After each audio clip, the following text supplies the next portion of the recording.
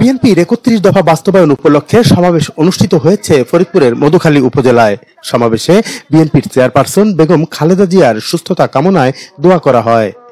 মধুখালী ঈদগাহ মাঠে উপজেলা ও পৌর বিএনপির আয়োজনে অনুষ্ঠিত এ সমাবেশ থেকে বক্তারা বিএনপির মনোনয়ন ঘোষণার অপেক্ষমান ফরিদপুর ১ আসনে দীর্ঘদিনের লড়াই সংগ্রামে অগ্রণী ভূমিকা পালন করা ত্যাগী নেতা সাবেক সাংসদ খন্দকার নাসিরুল ইসলামকে মনোনয়ন দেওয়ার দাবি জানান।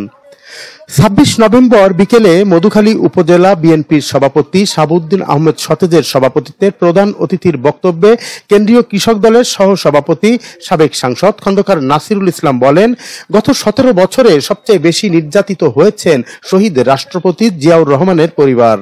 শত নির্যাতনকে উপেক্ষা করে আপসহীন দেশনেত্রী বেগম খালেদা জিয়া দলকে বুকের ভেতরে আগলে রেখেছেন। আর নির্যাতন ও কারাবরণ করে দীর্ঘ ১৮ বছর প্রবাস জীবনে থাকতে বাধ্য হয়েছেন তারেক রহমান। তার বলিষ্ঠ নেতৃত্বে বিএনপি আজ সুসংগঠিত। তিনি বলেন, দলের ভারপ্রাপ্ত চেয়ারম্যান ঘোষিত ৩১ দফার বাস্তবায়ন হলে দেশে আর কোনো বৈষম্য থাকবে না। ৩১ দফাই পারে একটি স্বাধীন সার্বভৌমত্ব রাষ্ট্র বাংলাদেশকে এগিয়ে নিতে।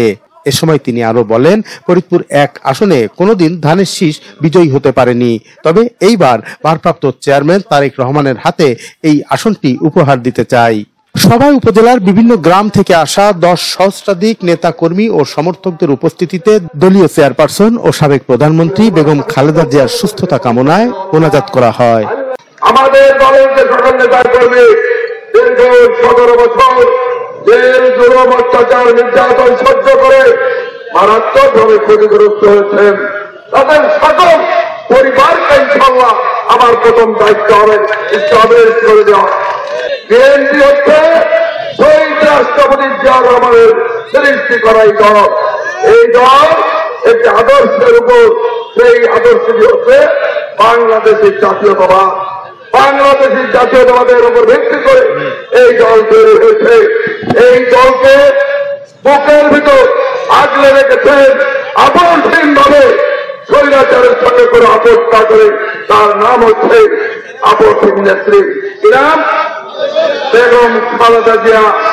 আর এই গত ১৭ বছর আমাদের প্রিয় নেতা তারেক রহমান জেল, জুলুম, অত্যাচার, নির্যাতন সহ্য করে দীর্ঘ ১৮ বছর বরবাদ জীবন যাপন করতে বাধ্য হয়েছেন। সেই তারেক রহমানের কঠিন কঠিন পরিশ্রমের ফসল আজকের এই সুসংগঠিত বিএনপি। আজকের এই সভা থেকে, আজকের এই সমাবেশ থেকে আমি আমাদের প্রিয় নেতা তারেক রহমানকে ধন্যবাদ দিতে চাই। আপনি নিশ্চিন্ত থাকবেন নেতা, এই আসনে কোনদিন ধানের শীষ জয়লাভ করতে পারেনি।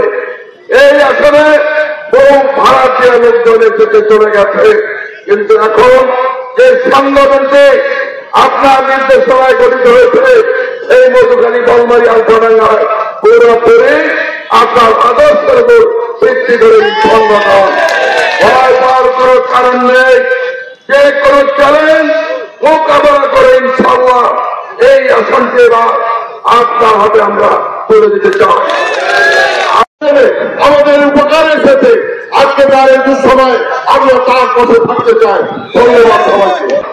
আন্দোলন সংগ্রামে ঢুকে ঢুকে আমাদের পাশে কি খন্দকার নাসির ভাই ছিল?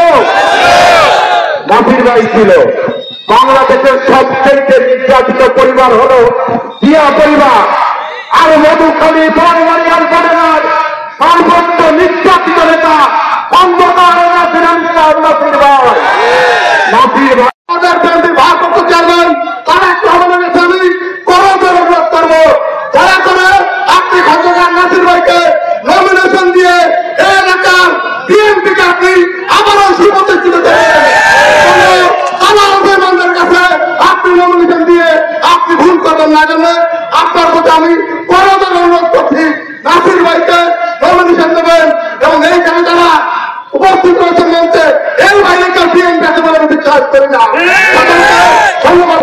এখানে একমাত্র একটি নাসির ভাই যে কোনো লোভ লালসায় বশীভূত হন নাই এবং গণমানুষের নেতা, এবং তিনি সবসময় দুর্দিনে যত লোক জেল হুলিয়া জুলুম হয়েছে প্রত্যেকের পাশে দাঁড়িয়েছেন, যে কারণে নাসির ভাইকে একান্ত প্রয়োজন। নাসির ভাইয়ের বিকল্প আমরা অন্য কোনো ক্যান্ডিডেটকে মনে করি না। নাই, উনি 17 বছর ধরে অনেক ক্ষতিগ্রস্ত হয়েছে ওনার ফ্যামিলিগত ভাবে, ওনার পারিবারিক ভাবে উনি অনেক খারাপ নির্যাতন হয়েছে। মধুখালীতে ওনার অনেক আছে, ত্যাগ আছে। আর যারা ছিল সবাই তো বিপদে বেইমানি করছে, সরে গেছে। এখন নাসির ভাই 17 বছর ধানের শীষের কাণ্ডারি হয়ে এই 3 আসন নিয়ে একভাবে একনিষ্ঠ ভাবে রয়েছে সবার পাশে। এখন তো আমরা চাই যোগ্য প্রার্থী নাসির ভাই।